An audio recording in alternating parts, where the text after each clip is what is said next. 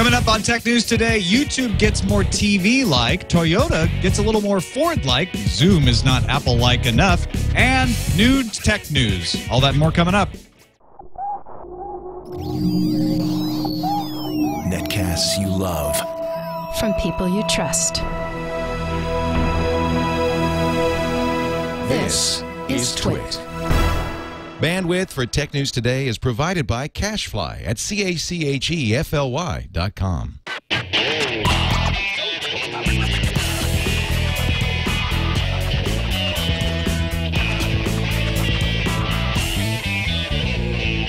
This is Tech News Today for Wednesday, April 6, 2011. Tech News Today is brought to you by Squarespace.com, the fast and easy way to publish a high-quality website or blog. For a free 14-day trial, go to squarespace.com/TNT. And by FreshBooks. FreshBooks is the easy online invoicing service that gets you paid quickly and makes you look professional. Get started with a free package at freshbooks.com. Welcome to Tech News Today. I'm Tom Merritt. I'm Sarah Lane. I'm Iyaz Akhtar. And I'm Jason Howell. And this is the show where we kick around the tech news of the day and try to make me feel better. Feel better, Tom. No, you know what? Leo sent me home. I came in early. We did an early episode of Triangulation because of the time difference with the UK. We had Corey Doctor on. It was a great conversation. But halfway through, he went and got me water because I was coughing so much. Mm-hmm. And then afterwards, he's like, "You don't look good. You should go home." Well, if it makes you feel any better, you sound fine, and we're pretty sure that you are just home, getting a pedicure. But thanks for Skyping in. I am getting a pedicure right now. Yeah, off camera. Just off camera. My dog exactly is very good at that sort nice of thing. going Sawyer. No, it's Django. But anyway, there is tech news that we should talk about. Sure Toyota and Microsoft had a press conference today and announced the first incarnation of a partnership that they will pursue to develop and deploy smart grid technology for running electric systems more efficiently on Microsoft's cloud-based Azure technology. If that doesn't make any sense to you, put it this way. The first incarnation of the service will show up next year on hybrids and plug-in electric cars. Examples that Steve Ballmer gave were car owners being able to use their PC to turn on the heat or air conditioning while the car is charging. So if you want to get it running before you head out there, you can do that. You can use a smartphone to remotely check maintenance information. It has to do with the GPS and the telematics in the car. It's interesting, too, that Toyota, this is just going to apply, at least right now, to Toyota's hybrid and electric line of vehicles. And when someone asked Steve Ballmer about this at the conference, he said, we're continuing to invest in the automotive industry and our commitment to power the services that are important to consumers, which kind of makes me think, they're looking forward. They certainly think the hybrids and electric vehicles are going to do well in the future, or else they wouldn't be investing so much time and energy into just these particular models. Yeah, we were talking about this earlier, and I'm thinking, what else could they do with this whole cloud computing thing? And maybe they could upgrade firmwares for things like power management on an electric or a hybrid, which makes more sense if you think about it versus a regular fueled car. Also, if you look at the numbers, Microsoft's only investing $12 million. That's not exactly a huge chunk of change for this company. So I think it's a nice little move, but it's really not such a huge investment. $12 million from Microsoft's like a drop in the hat. Yeah, does $12 million sound like, let's experiment and see if this even is worth a real investment, and let's experiment on, our hybrid line. On Toyota with Azure. Toyota has the biggest hybrid line with the Prius. That's true. Camrys too. What I want to know is what happens when this onboard software needs to be updated. There's a problem with it, or there's a better version that comes out. How do we all upgrade? Yeah, usually you do that with a USB drive, but there is a possibility that they're talking about you could do this over the air, that they will have Wi-Fi in these cars and you'd be able to do an over-the-air update. Makes me want to be sure they have good security there. I don't want somebody flashing the firmware of my car without my knowledge. Well, that's great. You can root your car, right? That's always good. And different years, we'll get them at different times. It'll be just like Windows Phone 7 getting their updates whenever. Because it's electric management, does this mean that Microsoft will allow me to open and close Windows? Oh, no. Oh, Tom. Okay, that ends that Wow, conversation. you really are sick. Dish Yikes. Network Oh. has purchased bankrupt Blockbuster Inc. at a garage sale for $5, and they also got a used Pearl necklace made out of paste. No, Blockbuster, they paid $320 million. Dish says it will continue to operate the video rental chain and plans to use Blockbuster's 1,700 locations to help market its satellite TV service. Dish beat out bidders including Carl Icahn. The Wall Street Journal has a detailed blow-by-blow if you want to take a look at it. But, yeah, so Blockbuster found a buyer. Dish found a bunch of buildings that they can sell their satellite TV service from. But does this do anything to stop Blockbuster's slide? What right now, where do you go to look at a Dish system to see if you want to buy it? Is there any physical Radio store? Shack. You go to Radio Shack. Okay, so this gives them, you know, they gets them in front of, physically in front of more folks. And Blockbusters are still in many neighborhoods. I mean, many have shut down. But I mean, there's a Blockbuster right down the street from me.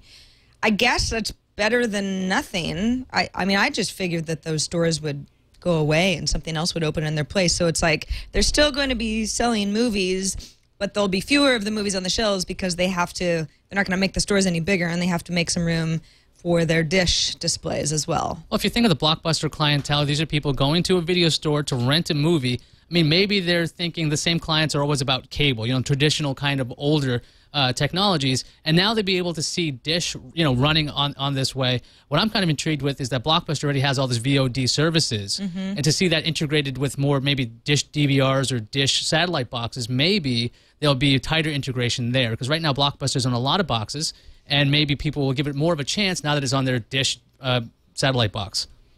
Yeah, Dish was bought by EchoStar and was owned by EchoStar until 2008. EchoStar owns Sling and still maintains the satellites for Dish. So you could see a situation where a Dish DVR would have Slingbox and Blockbuster Video on Demand built in. But is that really a huge, you know, Slingbox is kind of cool to add in there, but is it cool to add in Blockbuster Video on Demand? Wouldn't I rather have Netflix? Well, Netflix is on everything already, but it probably will help the Blockbuster brand a bit, considering, you know, everyone's like, oh, Netflix is everywhere. Why would I ever bother with Blockbuster? But now that if you're a Dish subscriber, you might be more, maybe there'll be discounts. Maybe there'll be better deals that you can get for Blockbuster. It might actually help them out a bit. I don't know if you're going to pick one over the other. Personally, I wouldn't, because I'm a Netflix fan. Dish also bought Blockbuster at a bankruptcy auction. You know, to make a deal with Netflix might cost a lot more than $320 million. Very true. Motorola Xoom numbers are in. Estimates are that, according to Deutsche Bank, that the Xoom has sold 100,000 units. It arrived at this estimate by checking the Android developer website, tallying the number of devices using Android 3.0 Honeycomb, because most of those are probably coming from Xoom, so they weighted that number a bit. That's pretty much in line with estimates. 50,000 units in the company's first quarter and 150,000 in its second is what they were estimating.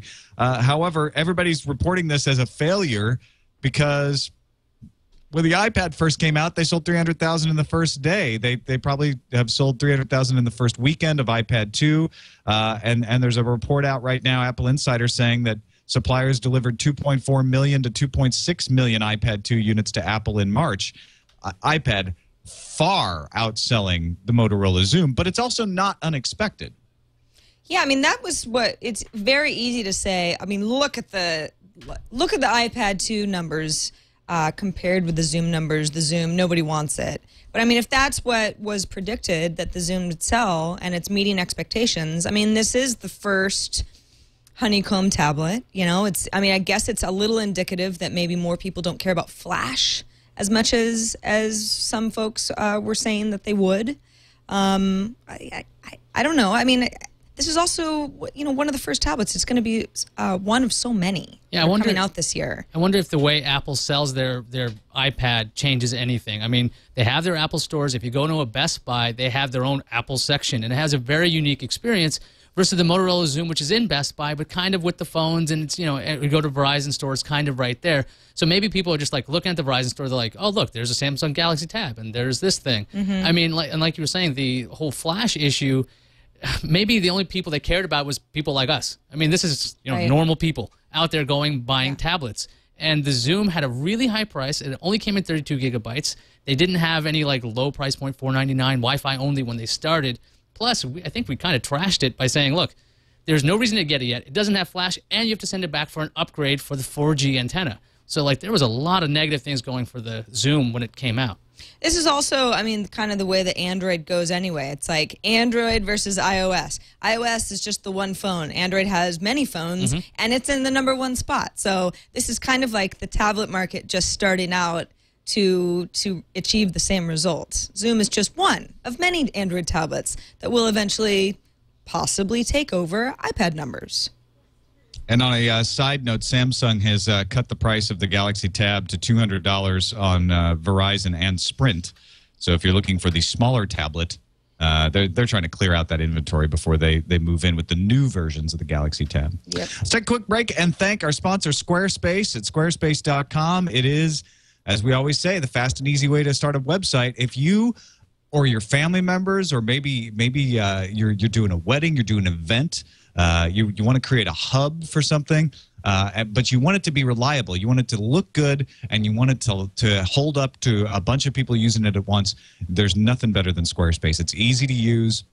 The UI is so easy to grasp, and you throw your design in there. They have these award-winning designs that you can choose from, and then you can tweak them a little. If you know a little CSS, you can get under there and do that, but you don't have to know anything to make it look really good. They have widgets for things like Twitter, like Flickr, like blog importing. If you're saying, I already got a blog, you can import your blog from Blogger, from TypePad, from WordPress, and put it into Squarespace, see what it looks like, see if you can make it look a lot better and have it be a lot more reliable. They've got some serious juice behind Squarespace.com to keep your website up and keep it running without crashes. It's all about peace of mind. Try it out for 14 days for free. You don't need a credit card to sign up. Just go to squarespace.com/TNT and you get a 14-day free trial. We thank them for their support of Tech News Today. Google's getting a little more television-like. They are, according to a report in the Wall Street Journal, they're going to revamp the website with YouTube channels. They'll spend up to $100 million for original content and add 20 or so premium channels. Changes will be phased in over the next year. This is, I guess, what they're doing with Next New Networks. Yeah, I mean, they bought Next New Networks, which, for anybody not familiar with that company, is sort of an umbrella over several popular shows, independently produced. And YouTube bought Next New Networks, and now they're talking about, okay, well, YouTube is all about viral videos. You know, Iyaz, me, Jason, Tom, we can all just upload whatever we want. We all have our own channels. So there's so much content that they have going on.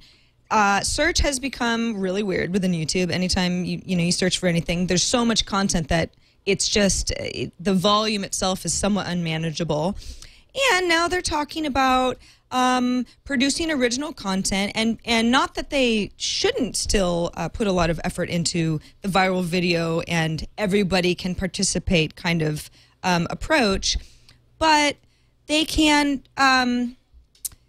start categorizing things. You know, TWiT might be under the broad YouTube tech category, for example, or Iyaz might have his own Iyaz Suggests tech channel type of thing. And if I respected him and I felt that he was a good tech influencer, which I do, he's shaking his head, I do, I could subscribe to his channel kind of thing. So I think that YouTube is being really smart in this way, where it's like they're taking themselves a little bit more seriously. Like, hey, we're for everybody. I mean, we're still going to provide the service that we always have, but it's not just a bunch of crappy videos kind of thing, because I think too many people don't associate YouTube with high-quality original content that can rival television. A ton of great points there. I mean, there's so many different things on YouTube. It's very hard to find anything, and to have these curated channels will help out, because if you're just casually browsing, or if you're using something like Google TV, you'll actually have a reason to go, okay, I can go to this channel and watch this, instead of searching on some kind of keyboard in your lap, on your lap or whatever.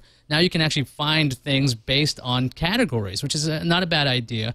Plus, since it's Google or YouTube or Next New Networks, whichever company is actually going to be making this content, they're looking for professional stuff, and that makes it a nice destination site to go to. Which is interesting, since like Hulu was designed to take on YouTube and copyright stuff, and now YouTube's going to have its own original content.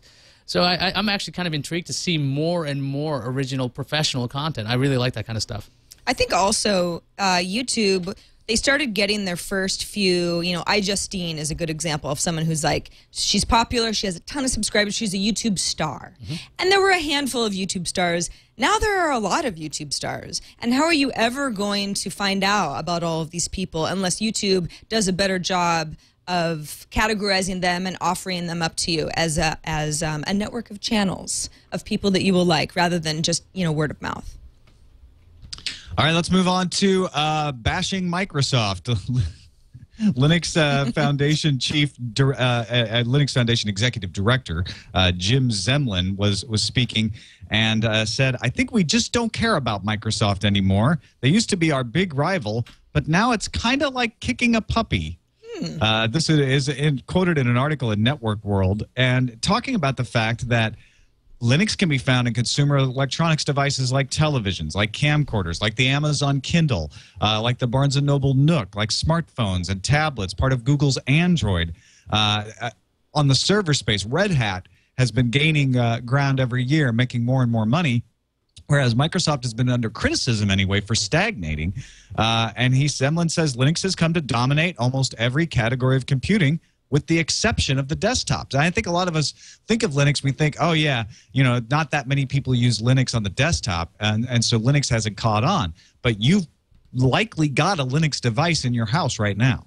Yeah, well, Linux devices, well, Linux is free, right? So you can customize it, put it on anything, and that's usually why people like, not people, companies like TiVo go ahead and make a very customized version for their actual devices. So to say, hey, look, we're kicking everyone's butt, well, you're not charging anything. I know Red Hat's doing quite well this way, but don't forget, most people's normal experience day to day, 9 out of 10 desktops are Microsoft Windows. So there are companies out there that are paying tons of money to still use Windows. So Linux is great and everything, and I think it's really finding its footing in Android. But I really think this is kind of a silly statement. It's kind of like kicking a puppy. Yeah, a puppy that owns 90% of the desktop market. I mean, it's... I know it seems a little premature to call Microsoft a little puppy that it's not nice to kick, because the desktop market is still really prevalent. The weird thing is they've seen so much market share drop in Internet Explorer and in phones and everything else. For some reason on the desktop, they have a stranglehold on this. Now, server-side is a whole other issue. But for your consumer experience, you're probably looking at Windows. Right. Yeah, and this is a little protesting too much in a way, right? I think the point is better made not as like, oh, it's like kicking a puppy with Microsoft. Microsoft is doing just fine. You know, there are all kinds of criticisms about the growth of the company and the direction under Ballmer, but they are still a very large and very successful company. And I don't think it helps your case at all to bash Microsoft, to make the point that, you know, Linux is on a great pace. And it's being accepted in all areas, and I think that's the better message to get out of this. Zemlin wanted to grab some headlines, though, and that's what he did, and maybe that's what you need to do to get people talking about this. But I don't think you have to hate Microsoft to love Linux. Yes, I agree. You can love both. As you're laughing. Well, yeah, they can coexist. I mean, there's really no reason for this. I just think I really think it's silly for anybody to be like, well, Microsoft is a puppy. I mean, seriously, they're the 800-pound gorilla. Dog. Yeah, Jim Zemlin, he's either a little crazy or he's just trying to get some attention. It's protective. And, you know, we're talking about him, so I guess it worked. Congratulations, Jim. Congratulations. Really interesting article in Ars Technica. This isn't so much like news of the day, but they have a great opinion piece about 3D printing and how it is now coming of age and starting to face the same situations that music videos and ebooks have faced, because files are being shared and being traded that allow you, if you have a 3D printer, to print out anything. Ulrich Schwanitz created a very interesting and very hard to make item called a Penrose triangle. It's like an optical illusion sort of like situation. An Escher painting. Yeah. Where it shouldn't be... You shouldn't be able to make it, but he did. Yeah, he figured out how to make a Penrose triangle. And then Arthur Chikana figured out how to print the same thing, looking at the pictures that Ulrich had put up. and then publish the instructions to Thingiverse. Now, Thingiverse is what, a place for folks to kind of share and collaborate on 3D models? A lot of people put up their Creative Commons licensed designs so that, folks in the 3D printing community are very enthusiastic. It's a very early days sort of feeling, and so folks are swapping things around like, look what I printed, look how I did it, and they're sharing things. Ulrich Schwanitz saw that and decided to send a DMCA takedown notice to Thingiverse. For the first time, a 3D printing file was required to be taken down because of a copyright question. Schwanitz later, changed his mind and said he didn't want to do this, but it raised the questions of when we can print anything, which is coming soon, what are the restrictions on how we go about printing that? Do you have the right to print that spare part for your car or for your heater or for the blender that broke? Or will you be violating a copyright when you do that? This story is really fascinating. I mean, anybody who doesn't know that much about the 3D printing world should really read this Ars Technica article, because my first reaction was, well, wait a second. Some guy ripped off another person's piece of art. I mean, he figured out what, okay, I think I can make the same 3D model, but he reproduced it, and so the original artist was mad. And I felt, well, he's got a right to be mad. I mean, it wasn't some sort of Creative Commons license. It was his own thing.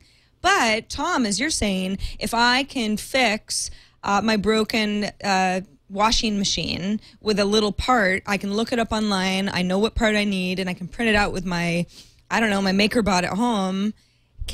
Should I be allowed to do that? I mean, do I have to pay the company that originally manufactured the part where I'm getting, the CAD drawing sheets from?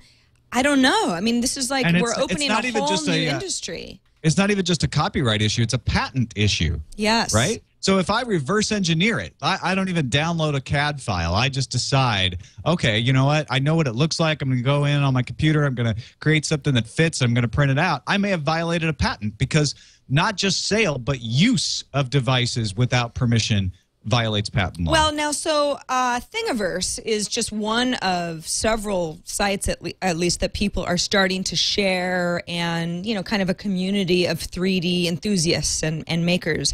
Are those sites the people who have to be worried, because they're the ones who are hosting this information? Because it's like, hey, if I can print out that washing machine part, well, where did I get it from? Who's hosting it? Are those the folks that are going to be in legal hot water? I believe Thingiverse actually put in some DMCA language in their actual terms of service somewhere, because in reaction to this whole thing. So they probably have something to fear. The weird thing is, I'm not sure how well patents and copyright really hold on to this just yet. I mean, like when the whole printing press happened, copyrights came up then. I mean, because it was such a unique thing. And the other thing I'm really thinking about, just because we can print anything doesn't mean it's going to work just as well. Like if you think about it, like you have a genuine piece from, like, I don't know, GE. Here's a genuine replacement part, or Toyota, something like that. Right. Like, well, maybe I don't want to put that in my car. Or maybe it's just way cheaper. I mean, like, you can have your own color prints right now, but it's still cheaper to go get it in the store. So, I mean, while you'll be able to make this, you might be like, well, do I pay for the genuine GE CAD drawings that I licensed? Or am I getting something off of Joe's server? So I'm thinking that's probably going to be something. But if it's material-based, I mean, think about most of the things inside a Home Depot. Maybe not most of them, but some of the things inside a Home Depot. If you've got the material, you know how it was made, and you can print it yourself more cheaply, are companies like that in trouble in 10 years? Is it going to be more cheaply? Is it going to be more cheap? I don't know if that's going to be the case. Cheaper? Yeah, or cheaper. Yes, thank you for the help there. But yeah, is it going to be cheaper to make your own? I really don't think so. Some cases it may, in some cases it won't, because of economies of scale. I get what you're saying. And also scarcity, right? Like, I think Jay Leno actually does this right now. He prints parts for his cars because you can't get them. So that's an interesting use of this. If something is completely, deprecated and you just can't find it anymore, print them out. But if somebody's like, current dishwasher, well, maybe you have to pay a license fee. Right.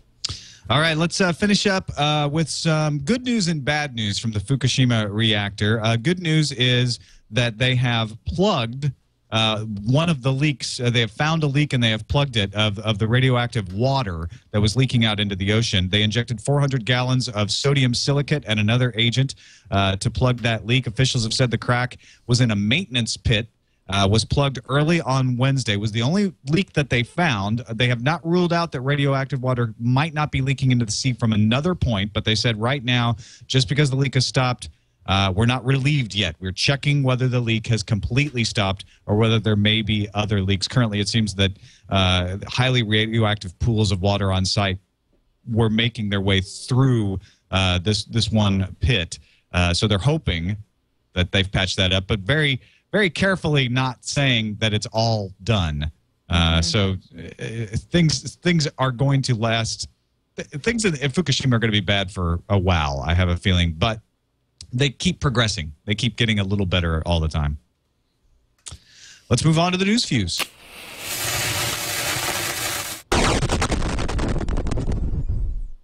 Cisco has been slow to make decisions and been surprised where it should not. I'm not being harsh. These are John Chambers' words. They are excerpts from a memo sent by the CEO to Cisco employers. Chambers went on to say that the company needs to refocus, especially in 5 areas that seem to target recent acquisitions like flip cameras and Linksys. Cisco stock went up after the memo was leaked. All right, well, he's saying the right thing anyway. Mad Men is off the air until 2012. Although, if you're following the story, Matt Weiner did get his way. He doesn't have to cut several minutes out of the show for extra advertising. He doesn't have to cut any actor's jobs. So that's good news. Also, more good news, you'll be able to watch Don Draper and the Gang online because Netflix has secured exclusive streaming rights for all seasons of Mad Men. Those are past seasons and seasons that haven't even been shot yet. Variety is reporting that Netflix will be paying around $1 million per episode. The first 4 seasons will be available starting July 27th. You can get all caught up before it actually comes back. Yeah. Google announced that Chrome is getting a new safety feature, protection from malicious downloads. If you download an exe file and Google thinks it's a no-goodnick, then you'll see a warning and can cancel the download. The new feature will be in the dev version of Chrome and should be integrated into the next Chrome release. The Electronic Frontier Foundation has discovered that there are more than 37,000 legitimate certificates issued by certificate authorities for unqualified names such as localhost or exchange. Now, this practice could simplify some forms of man-in-the-middle attacks. If an attacker got a name like mail or webmail with an SSL certificate, they could perfectly forge the identity of your organization's webmail server. Not a good thing. The next time someone tells you that all hackers are bad people, you'll be able to point to a new article approved by the Vatican. Yes, I'm not even kidding. Father Antonio Spadaro views hackers as a form of participation in the work of God in creation. Spadaro also made a point to distinguish hackers from crackers, saying, hackers build things, crackers break them. You can find the article at Civiltà Cattolica magazine. Yeah, we speak the truth. And cue the choirs. For the folks who use both an iOS device and Outlook on a Mac, all 3 of you, you will be excited to hear that Microsoft is releasing a service pack that will allow you to sync your calendars, notes, and tasks. Calendars and tasks will also be able to be synced to MobileMe, but not the calendar. Okay. 8-core processors aren't cool. You know what's cool? No. $1 billion. 10-core processors. Oh, 10 Intel core, announced yeah. some new Xeon processors with 10 cores. The E-series Xeon processors are destined for mission-critical applications, so don't expect them in your next machine. But these processors will also have new power management tech, so it'll provide a bit of energy savings, too. Good for the server folks. Around 90% of private and corporate internet users in Armenia were without internet access for about 12 hours. Why, you ask? Was it a government oppressing the people? No, it wasn't. 75-year-old Georgian woman, Georgia as in the country, not the state, claims to have accidentally cut a fiber optic cable that resulted in the outage, which, by the way, took out some connectivity in Georgia as well, not just Armenia. But now she's facing 3 years of jail time. She says it was an accident. Armenia says, we don't think so. She's 75. Was she clipping her hedges? Apparently, she just came across a cable and accidentally broke it. Yeah, while looking She's for a cable copper. cutter. While looking for copper, and she's 75, so 3 years could be a life She's term. just trying to cut the cord in Georgia and Armenia. Now, this last story, I don't know whether to believe, but it comes from Orange News in the UK, and apparently a Buckinghamshire computer software company is looking to recruit female web coders who are prepared to work naked at Nude House, where staff work as nature intended in a warm and private naturist office environment. So this is like different from, remember that movie New Jack City, when they were making drugs and everyone had to be naked because they were afraid that you were going to steal drugs and sell them on the side. So this doesn't really apply to coding because you don't really hide code anywhere physically. It's more of just a nudist colony who happens to be programming. Is that what's going on here? I don't know. Maybe it's some desperate Naturists. people. They who are prefer like, the term naturist. Oh, I'm sorry, naturists. very desperate. Like, how do we get to see girls naked? Well, we'll say they're coders. Before the show, we were talking about spreading germs because we all use a lot of the same equipment. No. I'm just saying it needs to be said. You don't wear clothes. There's another level of concern that I would have. Yes. I don't know. I mean, you could make the argument that clothes harbor germs much more than skin. Well, you could. Don't they offer a layer of buffering too, though, Tom? Yeah, but bacteria can live inside of clothing until you wash it. This better not be your push for a naked TNT. Tom, we're not going to be naturists on the show. At the new, place, the new TWiT studio, the Brick House, all nude all the time. Yes. I hope we all wear clothes. It'll just be the TNT part of the set. Everyone else will be clothed. I thought it was called the new TWiT Brick House. It's the nude TWiT Brick House. Exactly. I missed that. All right, let's take a moment and thank our other sponsor for today's show, FreshBooks, for their support of TNT. If you do any kind of invoicing, you want it to look professional. You want it to be easy to send out the invoices because invoicing is no fun. And you want to be able to collect your money. FreshBooks allows you to do all three of those in the easiest way possible. You create professional-looking invoices. You upload your logo. You tell them all your information. They make it as a PDF. Clients can pay you via PayPal or credit card. They have 11 electronic payment services, and they send automated late payment reminders. They're the heavy for you. So they do the collection, they do the tracking, they do the invoicing. If you're doing any kind of freelancing, any kind of contracting, any kind of small business, you want to take a look at FreshBooks. Try it out for free today. You can put in up to 3 clients, and setting up an account is a piece of cake. I did it in like less than 5 minutes. You just put in the name of the client, the information, and then boom, you've got an invoice. And every day FreshBooks is giving away a birthday cake to one of you, and it doesn't have to be your birthday to win. So just tell them that you heard about FreshBooks on TNT and cake. Yum. Not a lie. Yum. Serious. Try it out, freshbooks.com. On to the calendar. Samsung has confirmed the Wi-Fi only Galaxy Tab is coming April 10th, and it'll be $350. They've also announced a cheapest pair of active shutter 3D glasses. They'll cost $50. They were previously at $130 on May 1st. Additionally, all of the 3D capable 2011 HD TVs will come with 2 pairs of the glasses packed in. So that's cool for 3D lovers. Toshiba is expected to launch glasses-free 3D notebooks in the second half of this year, say sources. So 3D, it's still hot for some.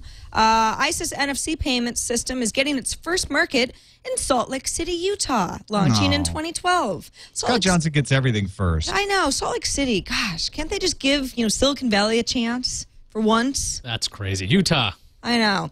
WikiLeaks founder Julian Assange's appeal against extradition from the UK to Sweden on sexual assault allegations is to begin on July 12th. And Apple Insider is reporting that Apple has ordered 12 petabytes of storage equipment from Isilon Systems. Let's speculate, shall we? Cloud-based systems coming, perhaps? Mobile Me, Lala refresh. What do you need 12 petabytes for? Ping. For all one, for what, 12 users? Yeah. 1 petabyte for each of you. Ping me. All right, let's move on to the voicemail. 260-TNT show is the number, and we have a voicemail about tethering with T-Mobile.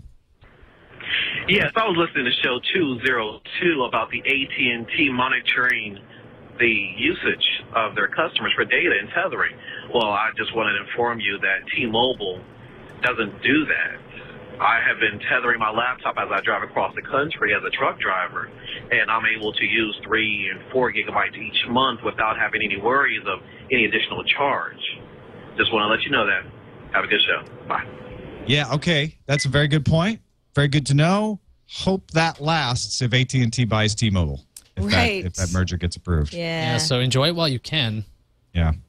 I find it hard to believe that AT&T would be like, well, we're not going to offer anything of the kind. But T-Mobile, I don't find that hard to believe at all. Oh, they're just not paying attention. Yeah. AT&T? No.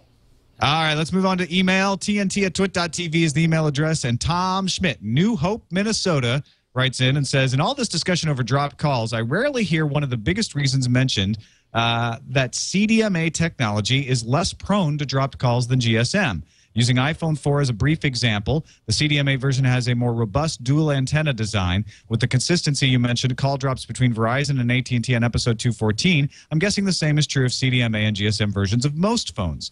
Also, in reading a few CDMA versus GSM articles, I saw it stated that CDMA is usually better at handing off between towers. Now, I don't know about the antenna design that you're claiming, Tom. I have seen that CDMA is described as doing what's called a soft handoff, where they can keep connection to two towers at the same time, thus allowing you to make sure you've got a good connection on one tower before they hand it off. GSM does a hard handoff, which is you leave one tower, you go to the next, and if something happens, that's why your call drops.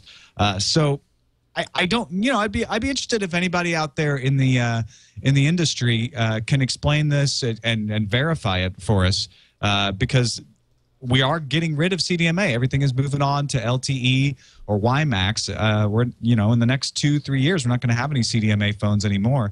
And are we going to be experiencing more dropped calls because of that hard handoff? I don't know. Also, Ryan pointed us out a weird FaceTime bug over at the Apple discussion board, and here's what it says. FaceTime shows random old pictures when initiating a call. My boyfriend and I have both recently experienced this problem several times. When one of us is calling the other via FaceTime, an old picture freezes on our screen while the person receiving the call only sees a black screen. It's kind of creepy because it brought up photos of both of us at work where I have used FaceTime a few times, but he never has. We're just wondering why this is happening and if there's a fix. It's not terribly inconvenient, but it's definitely unsettling. Where it seems that even if we haven't taken a picture or used FaceTime, the camera is keeping images. If anyone else is experiencing this, we'd love feedback. Now, on this actual thread, there's about 5 or 6 people saying that they've experienced this too. They're claiming that it's a bug with, I think, iOS 4.3.1 or something. So this is something that if I initiate a FaceTime call with you, I might see a weird picture from my photo. You're not. Well, no, of my photo. Yeah. Yeah, because you're just seeing nothing.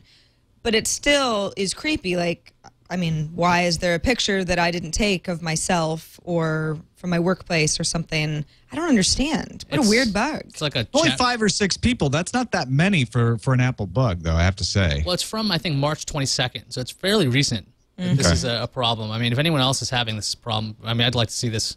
But I'm afraid, like, what if you find something stupid on your phone? It's like chat roulette. Be careful what you take pictures of on your phone. What you keep on your phone. Right. Yeah. Well, unless a picture's being taken without you actually initiating the picture being taken, which is creepier. Or maybe just not that many people are using FaceTime. That's possible too. know. That's why it's the 5 users. I know I'm not, but I know some people do. And those 5 people have voiced their concerns in the forum. Next email from Sapandi, who says, this is in response to the music conversation that we've been having for the last couple of weeks about cloud-based or downloads, Amazon's new cloud service. Though I'm sympathetic to your argument that it's your music and you should be able to stream it, I think that you will hurt me. Right now, I think the music labels are pricing their albums with the assumption they'll sell you a copy for your device and another copy to stream elsewhere. If they get forced to sell one copy that can be used everywhere, they're going to include that in the price of the original sale. And you know what's going to happen? Morons like me who buy a copy and can afford only one device are going to subsidize all you rich streaming guys with 100 devices. Pay your own bills. And that argument applies to unlimited data on your wireless and wired networks. Yeah, I get that, which is if we don't buy multiple copies, then they're going to have to raise the price of the individual copies, which makes it more expensive. They might just do this anyway. Like, hey, let's just raise the prices. Why not? Let's do it. Yeah, they do. It's not like CD prices ever really came down much. Yeah. Over time.